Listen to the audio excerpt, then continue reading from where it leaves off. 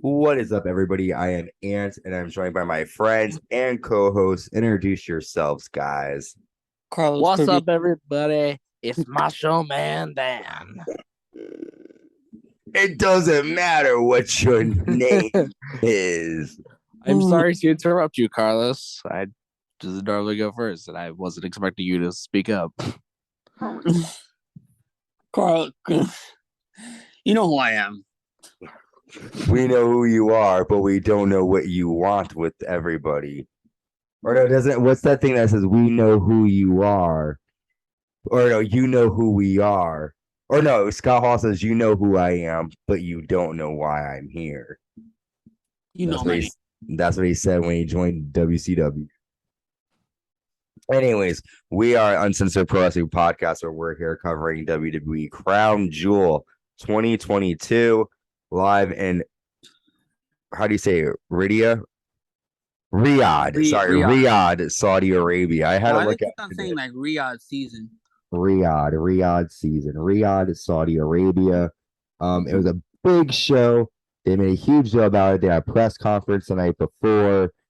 It was it premiered for people in the States that are Eastern time, 12 p.m., which, how did you guys like watching it early like that?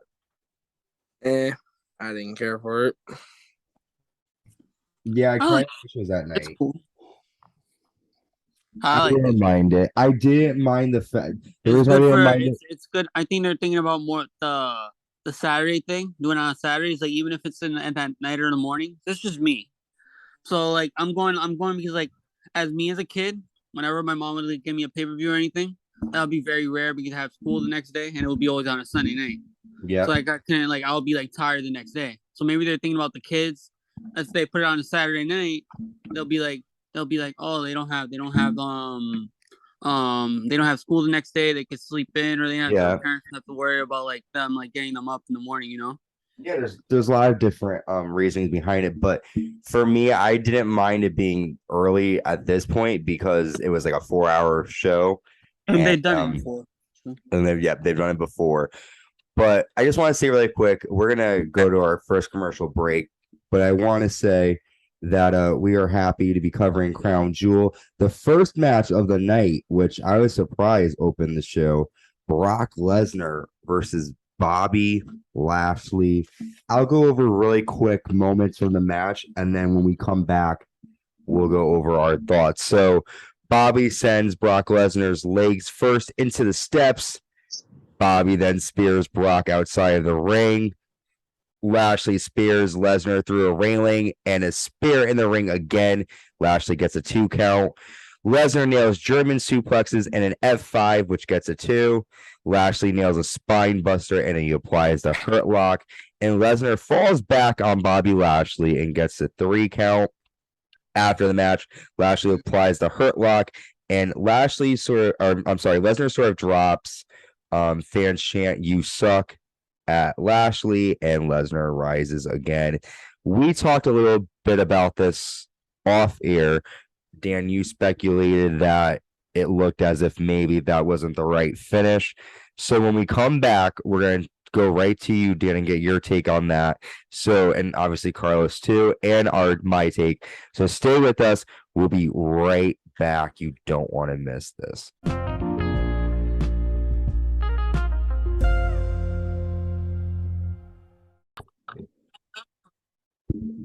Welcome back, everybody. So we just were talking about Brock Lesnar versus Bobby Lashley.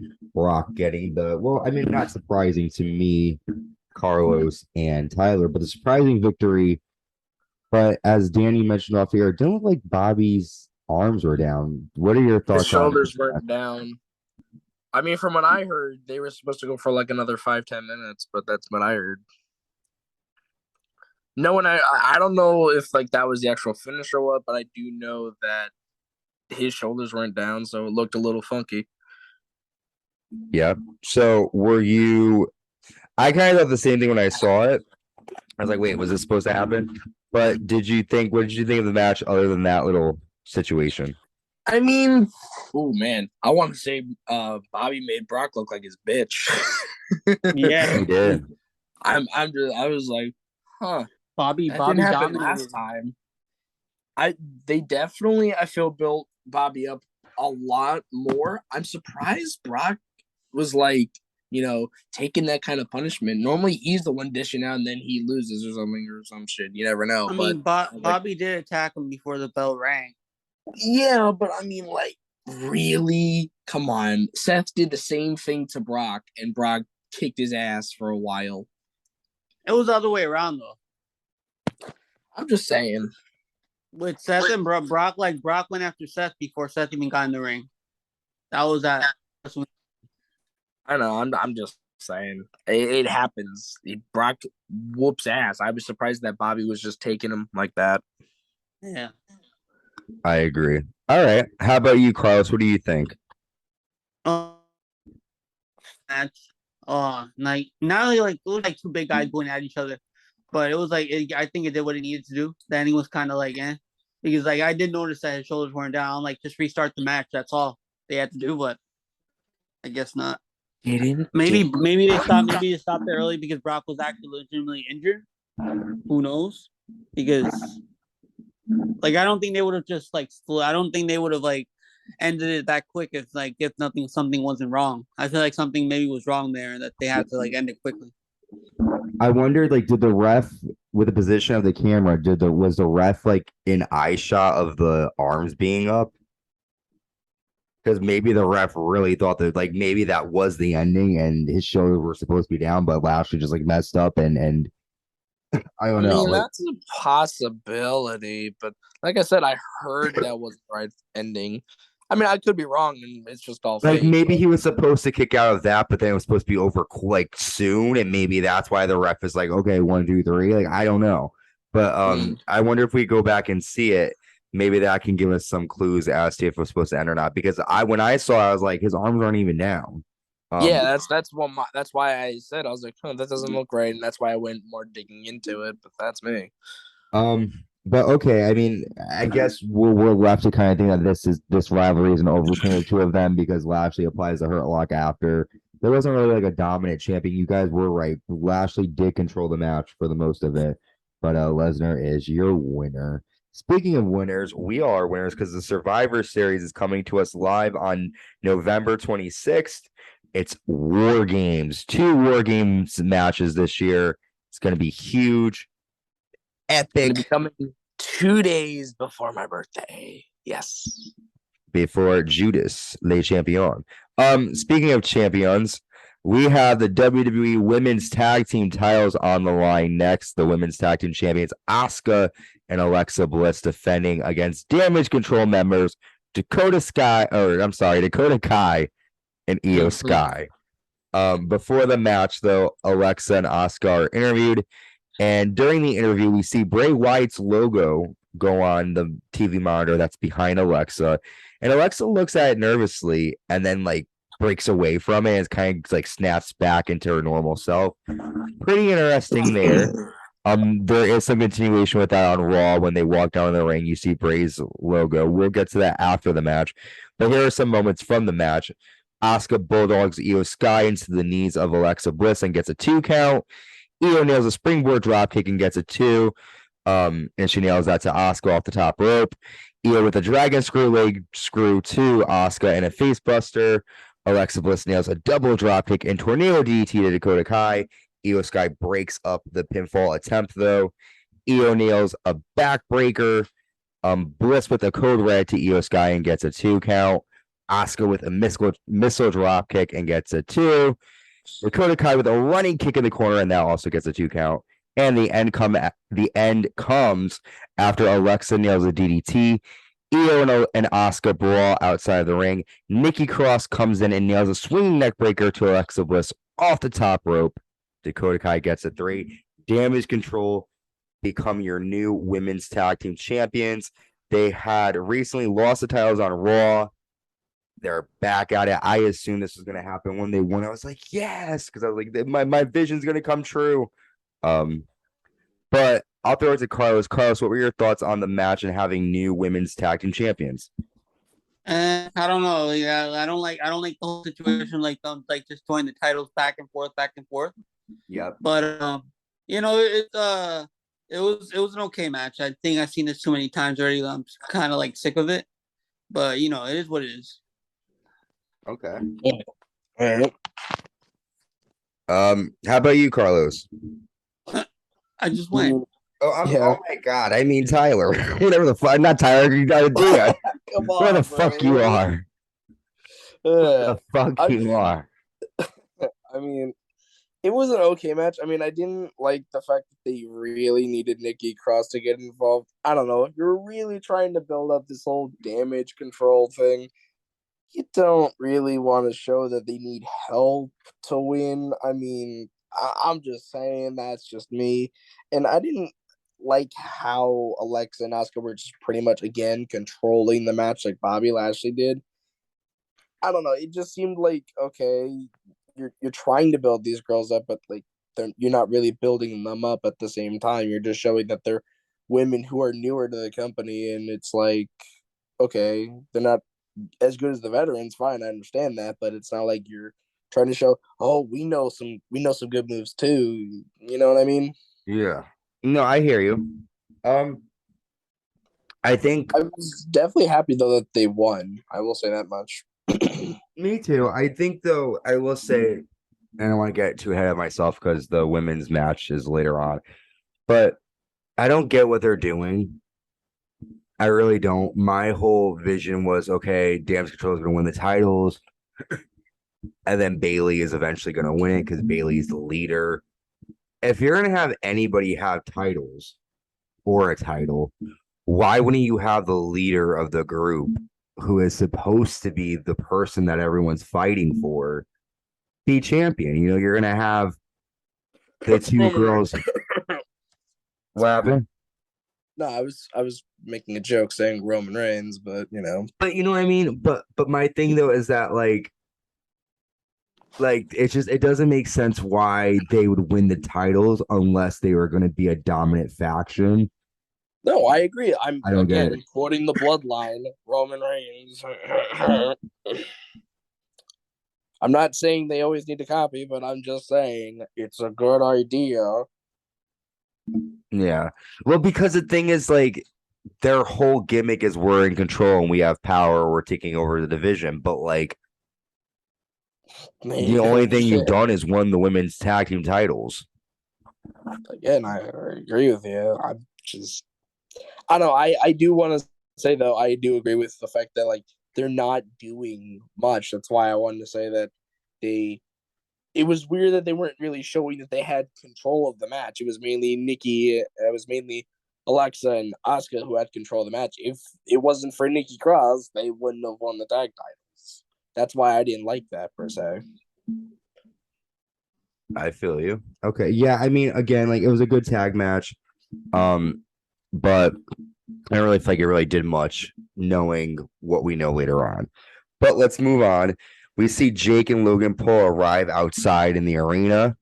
And we're excited to see Jake and Logan. So happy about that. And I'm happy about this next match, a steel cage match. Drew McIntyre taking on Karrion Kross with Scarlett by his side. Here are some notes with this match here. Kross sends Drew McIntyre into the cage and catapults Drew's neck across the ropes. Drew nails a belly-to-belly suplex and he sends Kross into the cage and lands a neck breaker. Drew hits a Michinoku driver and gets a 2. Kross nails a running knee and gets a 2 count. Kross nails a Doomsday Saito suplex. Scarlett climbs the cage and Kross applies a cross jacket while this happens. The cross hammer is nailed to Drew McIntyre. Scarlett maces Drew McIntyre and the referee as Drew tries to leave the cage. Drew applies an ankle lock to Karrion Kross. Drew nails a claymore, and as Drew is about to leave, Scarlett locks the door and takes the key. So Drew's like, fuck this. He climbs the cage, and Scarlett quickly goes to unlock the door, but Drew jumps out of the cage before Karrion Kross can get out. Scarlett is pissed. So Drew McIntyre is your winner in this match. He gets some revenge against Karrion Kross. Dan, what did you think of this match compared to their last match? I wasn't a big fan of this one, but go ahead.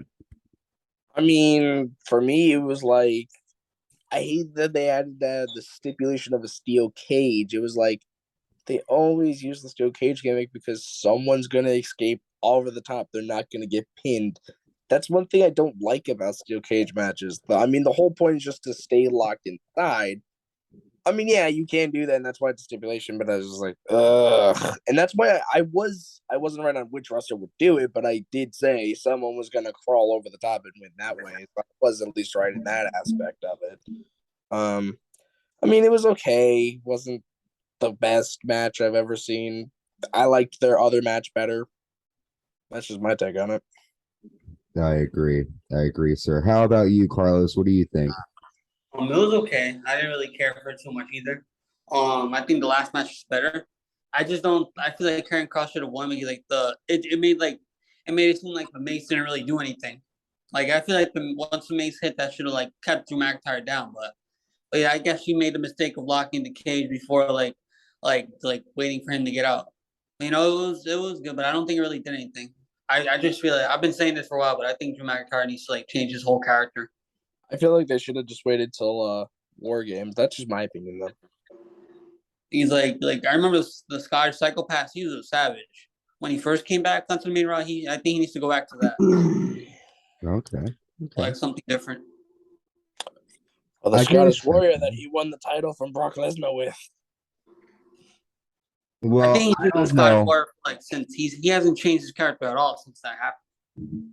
Like I'm I talking just like wonder what's when he was next for with both of these guys now that this match. I mean, do you think they're going to keep fighting? I think they're gonna keep fighting. That's just me, though. Well, the bloodline soon arrive at the arena, and everyone is all excited about that. We then get our 6-man tag match next. The OC taking on the Judgment Day with Rhea Ripley by their side. She calls herself Mommy, which I'm sorry, the only mommy in WWE is Big Mommy Cool Raquel Rodriguez, or is it Gonzalez? I don't fucking know her name. So not Gunther. Oh my gosh.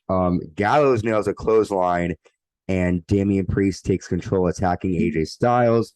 AJ nails a backbreaker to Dominic Mysterio. AJ nails a brainbuster to Dom as well. Balor attacks AJ and sends him into the ring steps. Gallows nails a clothesline to Dominic and a big boot to Priest. Who's this? Yes. So is this Damian Priest or Finn Balor? I think it was Finn Balor. He nailed the neck breaker over his knee to or was that AJ Styles? That was AJ. AJ nails a neck breaker over his knee to Finn Balor. I'm looking at my handwriting. It's really bad. Finn Balor applies a figure four. Carl Anderson breaks it up. Every man is taken out after all slamming each other in the mat on the mat. Rhea sends AJ Styles into the apron, and Finn Balor nails a coup de grace on Styles and gets a 3 count. So the Judgment Day, with the help of Rhea Ripley, again stands tall over the OC. So Carlos, what did you think of the 6-man tag match? I think it was a really good 6-man tag. I was excited for this one. I just don't understand why like they didn't just have somebody come in for the OC during the pay-per-view. Like it didn't really make sense to like wait till like later on, a later date for it to happen. But I'm happy that the Judgment Day won. They continued their momentum that they had. And everyone looked good in the match. Okay. Okay. So I agree with you. The only thing that I think though is that although it was a good match, I felt like a lot of these matches so far have been house show. Like nothing crazy has happened that screams pay-per-view worthy. I mean, it's Saudi Arabia. I know, but it's just like if you're gonna have a press conference, you're making it like it's a huge fucking deal, and it's like every match, like there's no.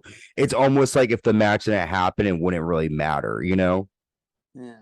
It wouldn't matter to like the story or anything, is what you mean, right? Exactly. Like if they none of these matches really did anything to drive any storyline. It's like okay, They never really do, if we're being honest here. Like what? I don't. The point of the Saudi Arabia shows, I It's just money. That's all it yeah, is money. that's really all it is. It's a lot of money that they get to do these shows. It doesn't. Elimination Chamber, I felt was different. I was excited for this one because Elimination Chamber, they really brought it. This one, I'm like house show. Well, yeah, but that wasn't like how to say it wasn't built as a Saudi show. It was just built like a normal pay per view. This was built as another Saudi show. Yeah. God.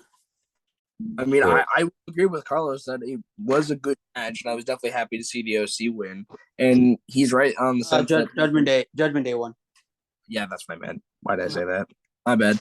But it definitely also didn't make sense to the fact that they didn't have anybody out for Rhea Ripley, and they're like, "Oh my God, what are they going to do about Rhea Ripley?" Like, you knew that going into the match, he was going to be a factor in it.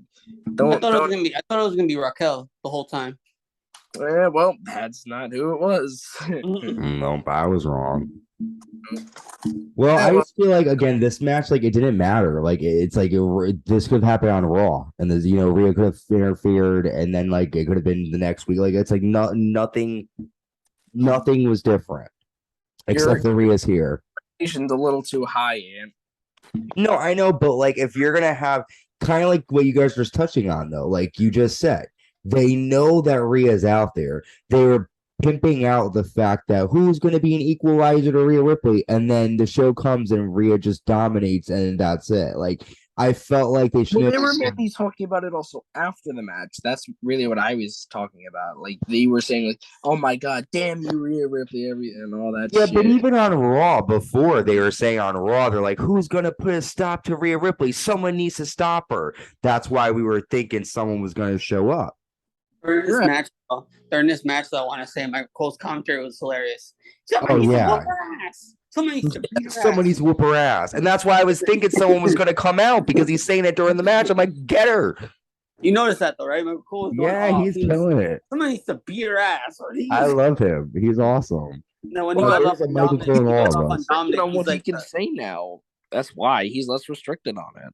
He doesn't have Vince McMahon yelling in his ear the whole damn time. Yeah. All right. Well, speaking of yelling, we have Braun Strowman taking on Omos, and these two, let's see who can move slower contest. Even though Braun, my God, really? Why are you giving them shit? I enjoyed this. Yeah, for a 3-minute match. Omos nails a big boot and body slam. Appreciate the wrestling. Hello. Well, let's talk about it. So Omos nails a big boot and a body slam, and he gets a 2 count. Omos nails a headbutt and a 1-arm body slam. Strowman punches Omos and clotheslines him to the outside.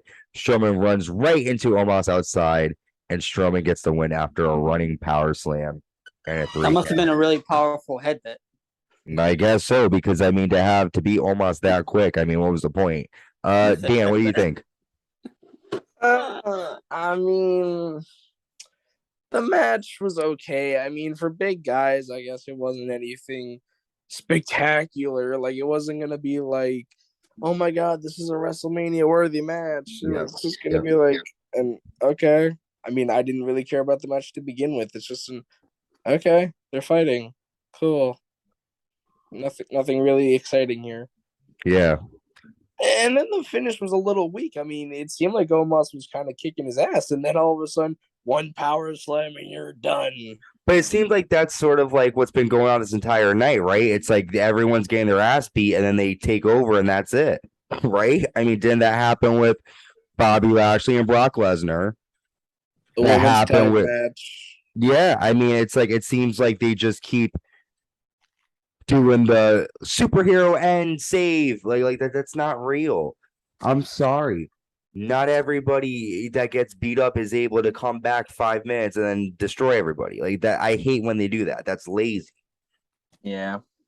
But what do you think, Carlos?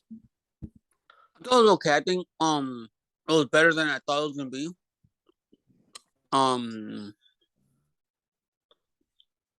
It was good. Yeah, I think again, like you can only do so much with this type of match because it's not expected to be a big, huge. These guys are gonna have match of the night. We knew that wasn't gonna happen. But it's like Braun is way more athletic than Omos, so it's like I think Braun was like trying to carry the match to most of the time. I get it. The only thing is that in my opinion, makes Omos look weak because Omos is so much bigger than Strowman, and Strowman defeated him after one running power slam. Mm-hmm. Also, is it just me or does it seem like the running power slam isn't even that good of a finisher, if I'm being honest? No. I mean, there's no way a Nigerian giant is going to be done after one running power slam. I don't get it. But we're in Saudi Arabia. It's a house show. I do get this match. The WWE Tag Team titles on the line. The Usos defending against the Brawling Brutes. And we find out that Jey Uso might be defending the titles with a broken wrist. We're not sure exactly if it was broken or not. I don't know if they mentioned after. But that was just a little quick note that they had. Here are some notes from the match. Butch nails a double jumping knee off the apron. Butch nails a tornado DDT to Jimmy. Holland does the 6 beats of the Bowery to Jey Uso. Butch then steps on Jimmy's hand on the steps. Butch nails a moonsault to Jey and gets a 2 count. The Usos nail double super kicks. Jey super kicks Butch, and then the Usos nail a double splash to Butch, but Ridge Holland makes the save. Ridge nails a white noise to Jey and gets a 2 count. The Brawling Brutes toss Jimmy over the Timekeeper's area. Ridge nails a slam to Jey. Jimmy breaks up the count, and the end comes after the Usos nail a really cool looking top rope 1D to Butch, and they are still your WWE Tag Team Champions. Again, with this match, it was back and forth, but again, the Brutes sort of dominated until the end, and the Usos got the win. So, Dan, what do you think? I mean, it was definitely an entertaining match. I will definitely give them that. They had a little bit of chemistry in it, but like you said, it was just another one of those superhero endings where the Brawling Brutes, I honestly thought for a second they might actually win. And then Jey broke it up. I was like, oh, well, now you know they're fucking winning. So it was just kind of that way. Yeah. I mean, it was good. It was good. I can't hate. But again, you kind of knew the Usos are going to win this one, right? How about you, Carlos? Well, what do you think? Knew it, but I was like I said, once he threw him over the barricade and everything, I was like, all right, well, this actually might happen. They might actually win the tag titles for now, and I was gonna be surprised. But when it happened, when Jey broke it up, I was like, yeah, well, nope. Now they're definitely winning. Now the Usos are definitely taking the win.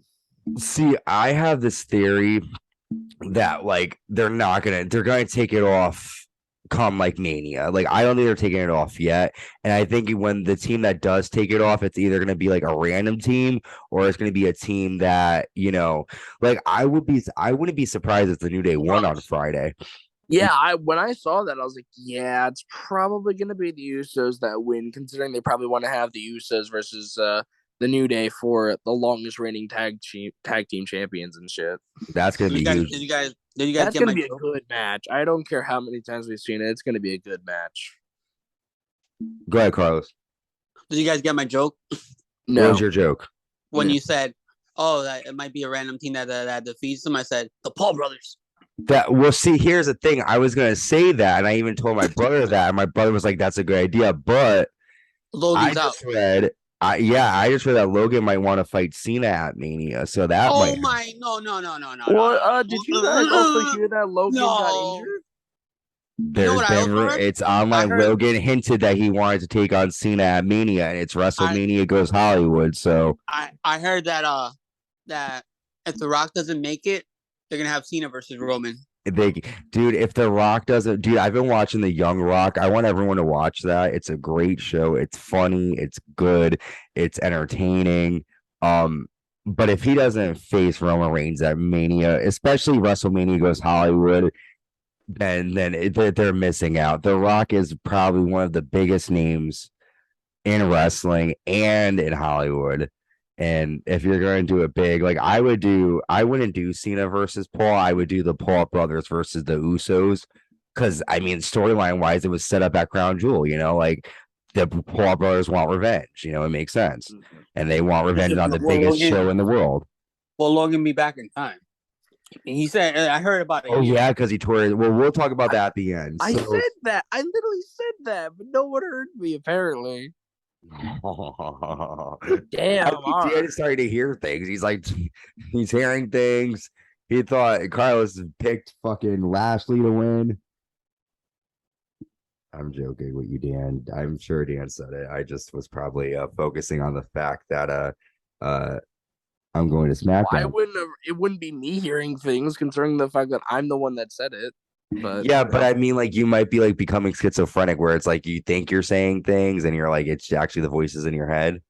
very funny. But Carlos, go ahead. What'd you I know you said your joke, but what do you think about the match? Yeah, it was a good tag team match.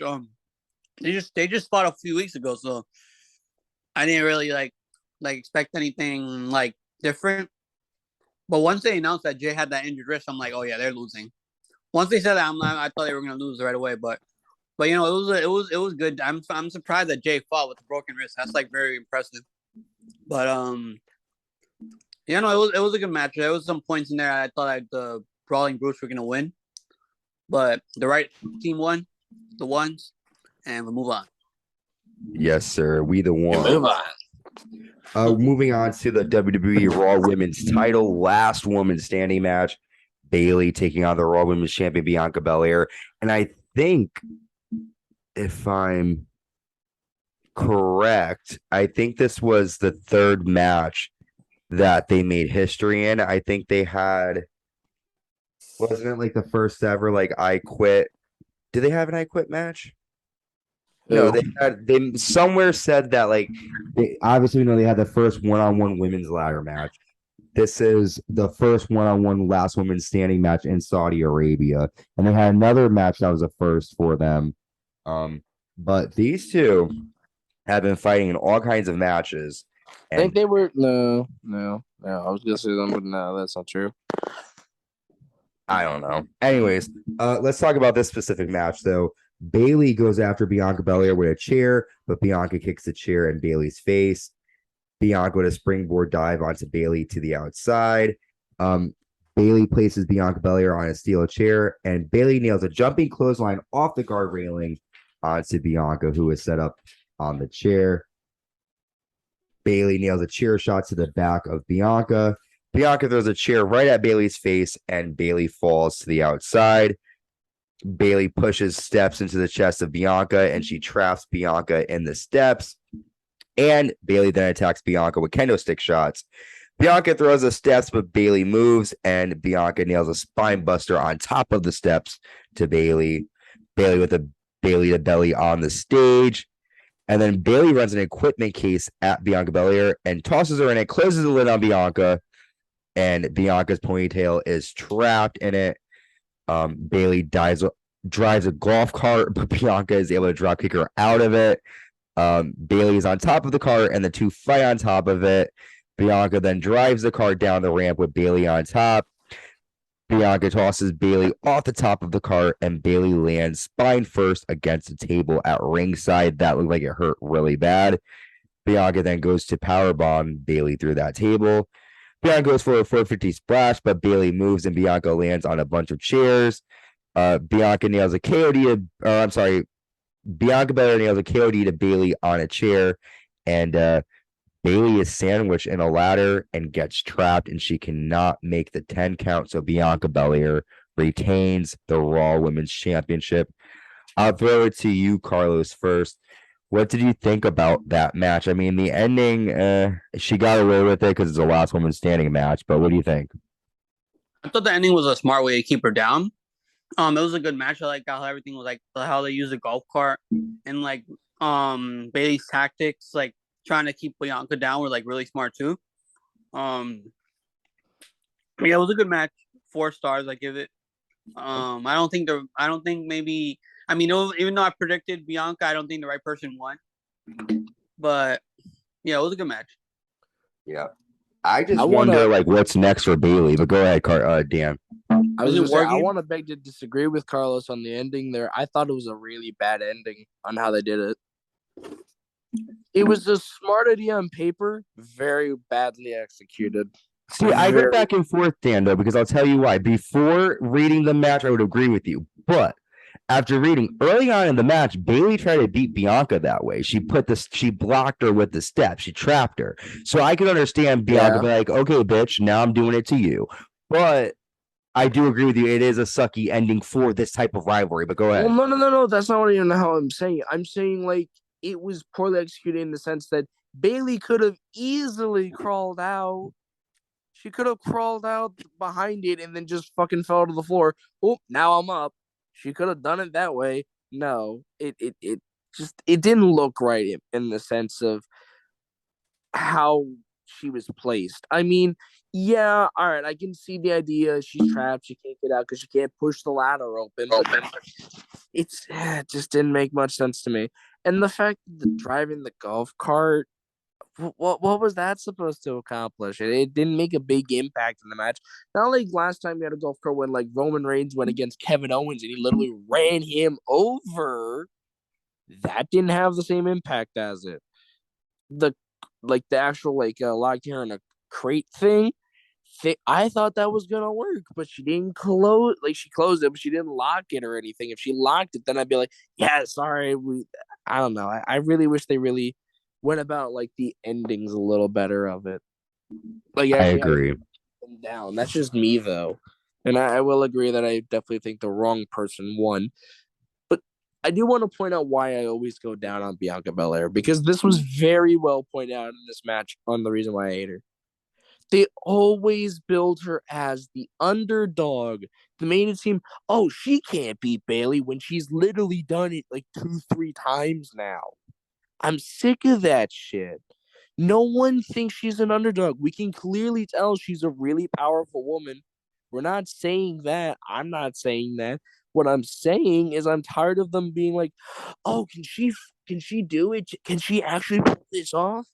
Yes, we know she can. We're tired of that shit. That's all I'm saying.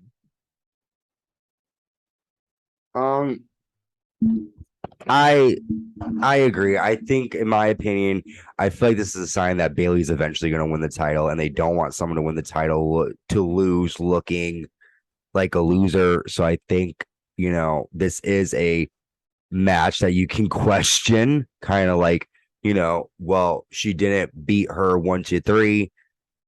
However, I agree. I think that they could Wasn't have that the found a point of the different way. ladder match? No, I know, but again, on Raw, and I know we're skipping ahead. Dakota Kai is like, Bailey's beating you twice, and I'm like, when? But let's move on because we know we're not done with that. We have more to talk about. Bray Wyatt comes out to the ring, and Bray says, "I come from a wrestling family. They're larger than life. All I ever wanted to be was great. I had to be the greatest out of all of them. I did what I thought I needed to do. I gave in and made a monster of myself." Bray continues, "I wore that mask with pride. I no longer felt pain in the mask. I was untouchable. It felt good." He says, "This monster destroyed me, though. I sat alone. No one wanted to love me. And people love the idea of me, but I don't even love myself." Bray says, "This isn't ending. This isn't the ending of my story. My name is Bray Wyatt, and I am here to rewrite the ending to my story." That's when we see the Uncle Howdy face appear on the Titantron, and Howdy says, "You're gonna give in. Why wait? Don't take the mask off. Tell me I'm wrong." And then Bray leaves. So again, it looks as if this is going to be a character in Bray's mind. I mean, it could be a real person, but whoever it is, this demon is telling him, keep the mask on, keep hurting people. And I think that's what his gimmick is becoming, I'm guessing. So quick thoughts on that. I'll go first. So I heard, I don't know why, but I heard that he hasn't passed his physical yet, so that's why he hasn't had any matches or beaten anybody yet. So they're just having him do promos till he does pass it. But I don't know if that's like true or not because I don't know like what goes on in his life. But it was a good promo, and I like how he kept on getting interrupted by his alter ego or something. Okay. How about you, Dan? I mean, like I like the idea of this, and I do like the idea that they're giving him promos instead of having him fight everybody. I like that because that keeps him free instead of having to have to worry about losing or something like that. But I mean, I don't know. I don't get what they're going for yet. I don't get this angle they're going for. And I guess in some aspect, I should be happy about that because I like it when it's unpredictable. But I mean, with this, I don't know. It's different. It's a weird concept. I just got to really wait and see how this plays out for me. I mean, I'm liking it so far, but I have to wait Yeah, and it's see. kind of too early to tell right now. I mean, there's going to obviously be more to it, I feel like. But it's just a good way to put Bray on the show, I guess, right? Yeah, and I mean, this is kind of the same way I felt when he did his Firefly Funhouse gimmick. I didn't know what he was going for, but then I did, and I liked it. So, Well, I'm going to try to go over this next match before time runs out. And then when we come back from the commercial, we'll give our thoughts. The next match is the main event. The WWE Champion, Roman Reigns, I call him the WWE Champion, that's fine, defending against Logan Paul tonight in Radio. How do you say it? Saudi Arabia. Did I say it? Riyadh, Saudi Arabia. Logan comes out standing on top of a huge podium that lowers to the ground. I thought that was pretty cool. Bobby Roode Logan, vibes. Then bad news Barrett goes, "Thanks for stealing my gimmick." He didn't say thanks for stealing my gimmick. He said thanks for stealing my bad news poll. I So love that. That was funny. Roman tosses Paul over the railing, and Logan, this is cool, nails a buckshot lariat and gets a 2 count. Logan jumps off the top, but is met with a right hand from Reigns.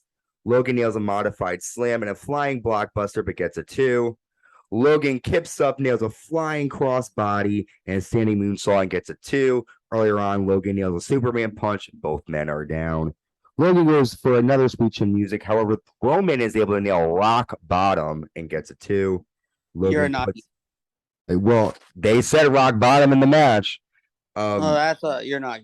The same move. Get over it. But I'm just saying, like, the reason why I'm saying it is because I feel like they said rock bottom for a reason. Michael Cole said you're a Nagi. But someone else said rock bottom, telling you they said it. And I think there was a reason for it. But anyways, hang on. Hearing things. Hang on. I think rock bottom and that move's totally different. So Logan puts Roman on the announce table. Hang on, guys. Hang on.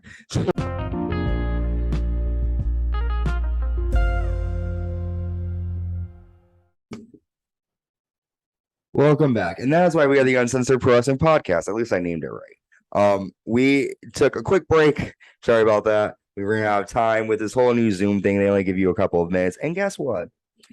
I don't have enough energy to waste going crazy looking for extra time. So we are back. And let's finish covering the Logan Paul Roman Reigns match. Logan nails a frog splash to Roman Reigns through the table outside the ring. The Usos attack Logan's friends. Jay nails a super kick. And Jake Paul then comes down and he knocks out the Usos. Logan nails a frog splash to Roman and gets a 2. That's when Solo Sikoa comes out. Officials separate Jake and Solo. Logan dives onto the Usos outside. When Logan comes back in, he's met with a Superman punch by Reigns, a spear, and a 3. Roman Reigns is your still Universal Undisputed WWE Champion. Carlos, let me throw it to you. What do you think of the head of the table showing Logan Paul? I mean, he said after the match, "Go back to Hollywood. I don't want to see you anymore." What do you think? He said, "I don't want to see him ever again." But it was a great match. I loved it. Match of the night. I could watch that over and over again. 5 stars. If I give it more, I give it more. But how everything that happened during the match, the spots that happened, that clothesline was crazy. I've never seen that before in my life.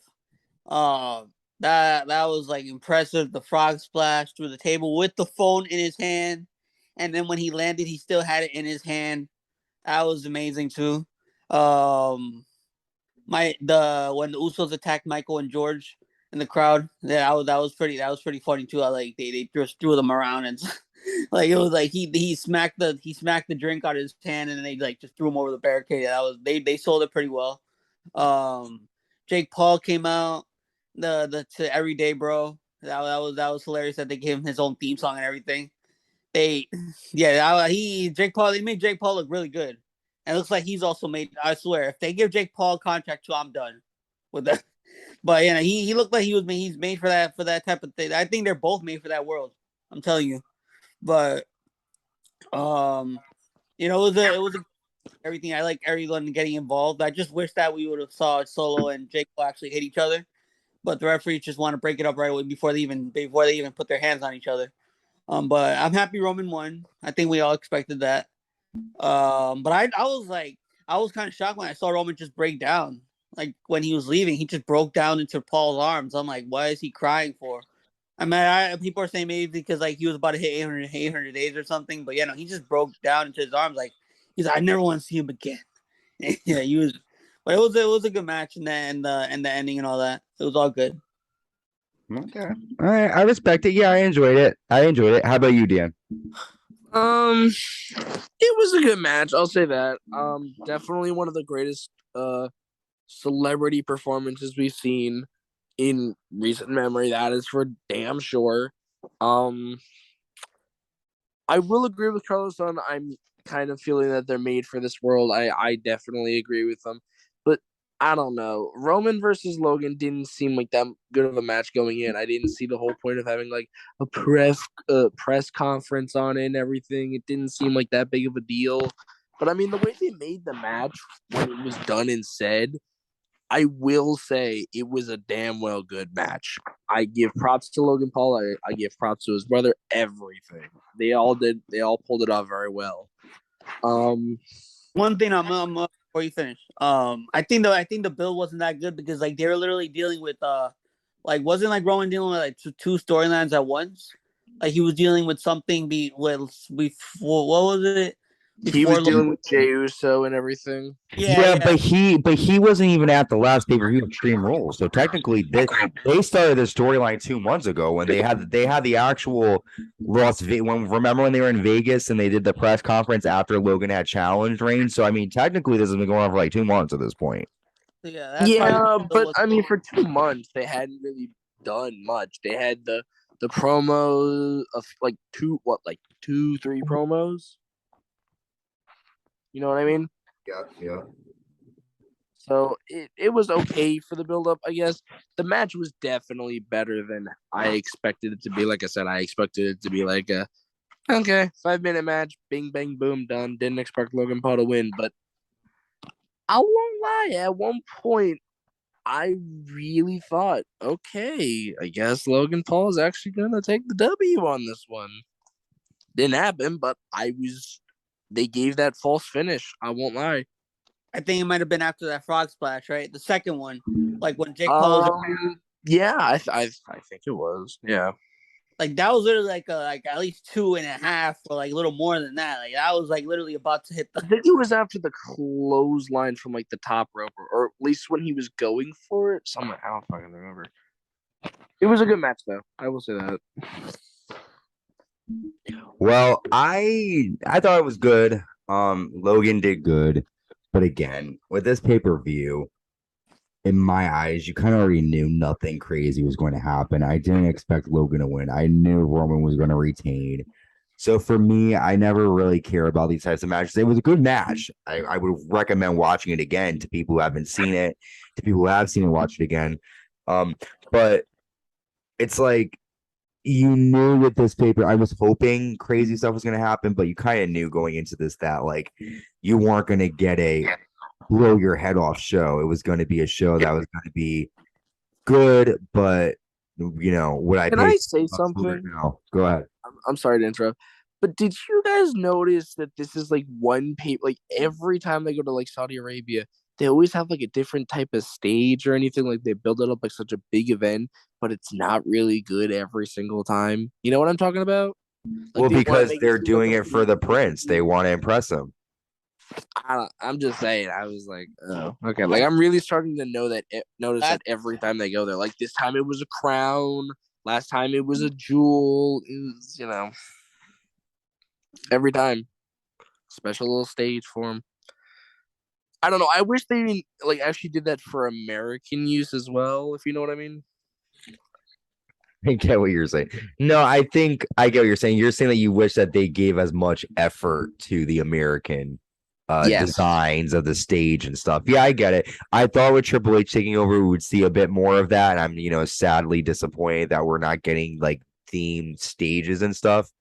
But yeah, again, this is a match I was, I figured they would have a decent match, but it was really good.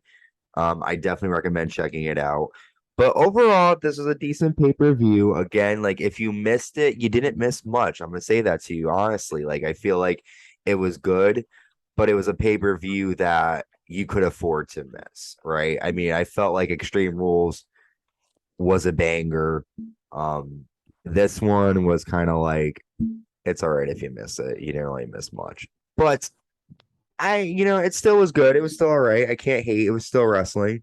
And yeah, so our next pay-per-view is Survivor Series War Games. And that's War Games. War Games, November 26th. We'll obviously have our prediction special. As far as predictions, there was a three-way tie. Tyler, Dan, and Carlos got the win. Tyler's not with us as he has other priorities, obligations, whatever. Yes. Yes. Commitments, yes, sir. Thank you. That's why I have you on. You know how to say words. Do you know how to say words? You know how to say words. So he is doing another commitment, but he is obviously happy to still hold on to that title. I know it's a crappy world, but in a no contest, the champion holds on to the belt, and Tyler, unfortunately, is still the champion. So that's gonna change because I'm gonna be champion next time around. I'm sure. Yeah. But yeah, I mean, that's all I really have to say.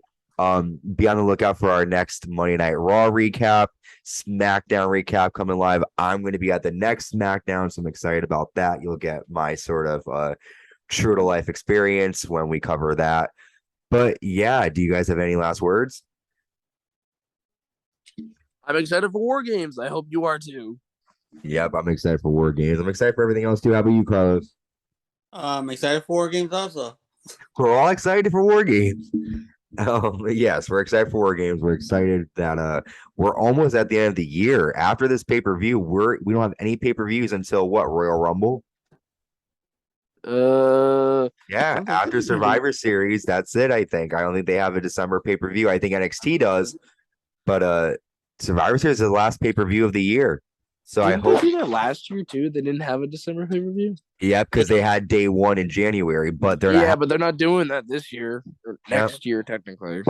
So hopefully Survivor Series. Something to look forward to next year is they're gonna have less stipulation pay-per-views like Hell in a Cell and shit.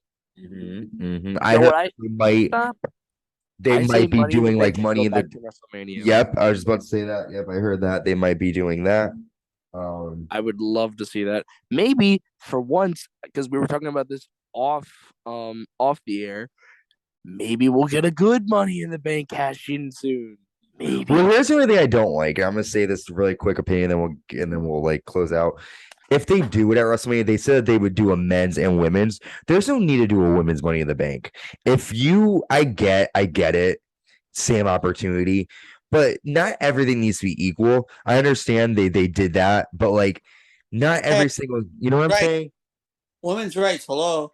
No, I get that, but like it's sort of the same thing. Like the only reason why they were putting the women in the Money in the Bank ladder match was because that was the name of the pay-per-view, right? Like it's not like every pay-per-view they're like, okay, we're gonna have this stipulation be a Money in the, so for me, it's like the only reason why they were doing that match to begin with is not because of a storyline, it's to give for the pay-per-view. So I don't know. I just think they don't necessarily need to do that. They could make another match. They don't need to have 8 million fucking matches to please everybody. Give us like. Oh, maybe it's gonna be 2 nights though. So like do the men's on one night, the women's on another night. I know, but I mean, I guess I can get your opinions on this. I honestly feel like after I see the first Money in the Bank match, I don't care about the second one because I feel like I've already said. I know that they do more. I get it, but it's like I don't want to see the same match twice. Like the Royal Rumble matches, like God, those things are fucking hell to get through. Oh my God! I don't know. You complain too much. I just feel like it's like I don't know. There's no point. It's just like again, I care more about. I'd rather have a pay-per-view. Go ahead. What they could do is they could have one Money in the Bank ladder match one night, and then the next one. That's what Carlos said. That's what Carlos said. I get that. But again, it's like, what purpose does it serve other than just being equal to the men?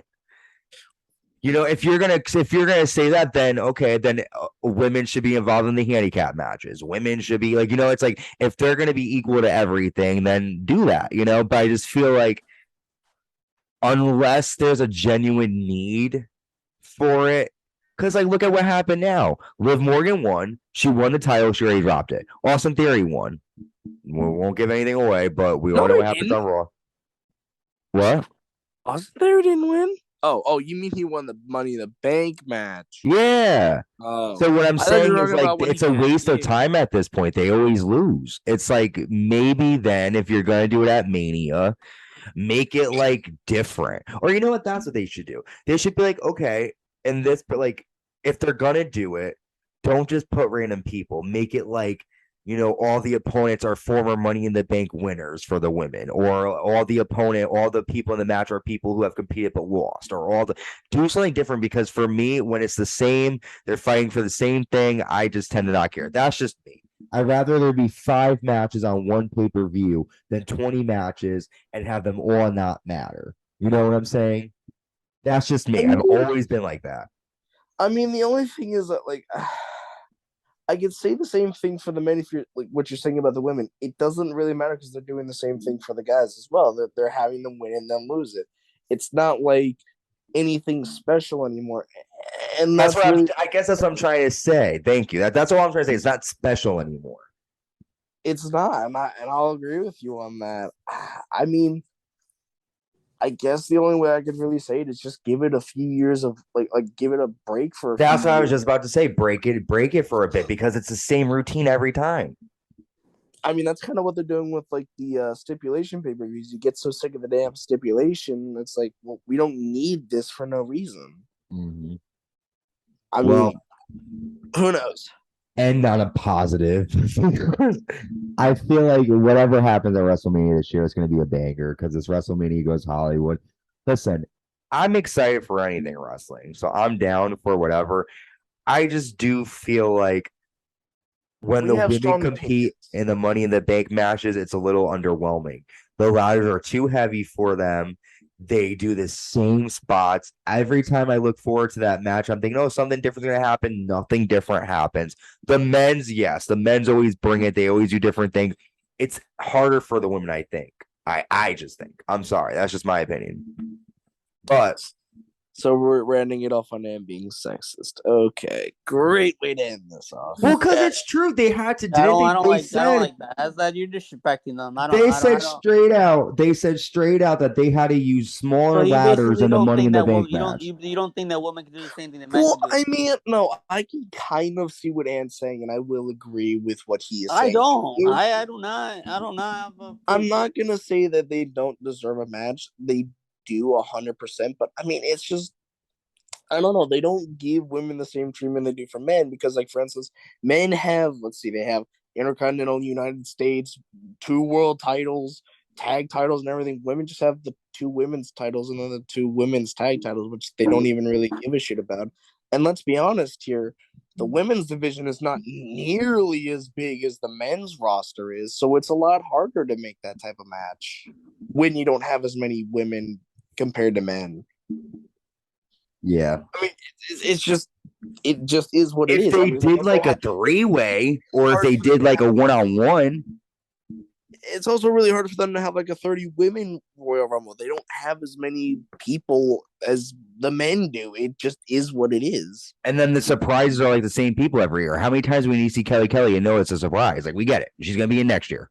It's like, come on. Like, I don't know. And I'm not hating on Kelly. Kelly's a bomb. I love seeing her. So nice they named her twice. But I do agree with you, Dan, in the sense of that, like, if they're gonna push the women, then have it be completely equal. Have them compete for, this. But then again, it becomes too much. I feel like the problem is just let it be. If it's not broken, don't fix it. The Divas Revolution came, they changed things. I feel like they were doing really good. And then by like 2019, 2020, it went downhill.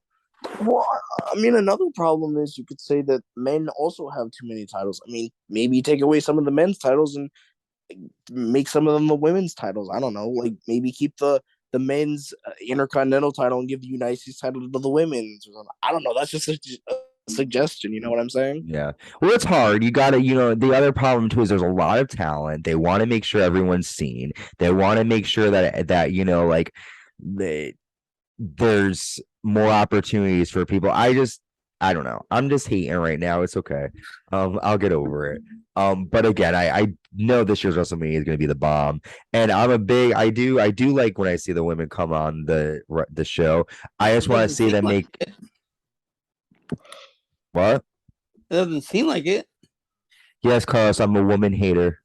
Um, so So, no, I just feel like I would say, like I said about the men's, same thing. Don't have it every year. It defeats the purpose. If it's not special, we all said At this point, they're just doing it because they feel they have to. That's the why. last time, and we all said this off air, the last time we all thought that a Money in the Bank match mattered was almost 10 years ago. Me and Carlos both thought Seth Rollins, and that was in 2015, which is in that's like what, 3 years away from being 10 years.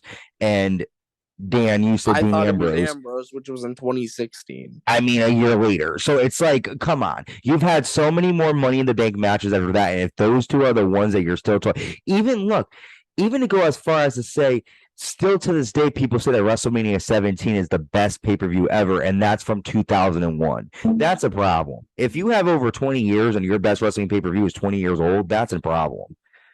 Agreed. But anyways, you could even say the same thing for like Money in the Bank, like a really good pay-per-view that was not pay-per-view, a really good Money in the Bank winner. A really good one was like maybe CM Punk, and that was over 10 years ago already. So you just got a bit of an issue there, buddy. Well, I will say though, Seth Rollins winning, I think I have to stand by that. I think that was the best, aside from Edge winning the first time. However, what was cool about Seth was he did it at Mania, and I think that tops it all. I'm gonna be honest. I feel like the first, like, what really started going downhill was when Jack Swagger won it. That's just my opinion now. Well, I love how we're bringing up Jack Swagger on Crown Jewel. You never know what you get with us here. Let's say goodbye because we digressed into all this stuff. What are you guys? What was your match of the night? I think Carlos, I'll throw to you first. Roman and Logan. Yes, sir. Roman and Logan. I agree, man. Good match. How about you, Dan? I'm gonna say Usos versus Brawling Brutes. Okay. And one last question. Well, I'll save it for Raw because it actually has to do with Raw. I don't want to give anything else away about Raw. But yes, we'll be back with our Monday Night Raw recap. We have our Friday Night SmackDown recap. I will say we won't be doing a recap from last week's SmackDown. However, I did hear that Rey Mysterio versus Gunther was a banger, so I'm definitely going to check that out. I want everyone else to check that out too. Because it was tape. Well, yeah. Well, also too at this point, like I feel like there's not much time. I mean, we could tomorrow's Friday, and there's a new episode. At this point, we already know. I always feel like those SmackDowns right before the Saturday shows are just basically filler for what's to come the next night, and then it's like sort of like you really didn't miss out on anything. But the one thing that you did miss out on was the Gunther versus Rey. I'm going to check that out. But with that, I'm going to say goodbye to everybody. I want you all to be safe, and keep enjoying WWE. We'll be back soon, and yeah, thank you, Carlos and Dan, for joining me. Thank you, everyone, for listening, and we'll talk to you soon. Bye. Bye. Keep it tight.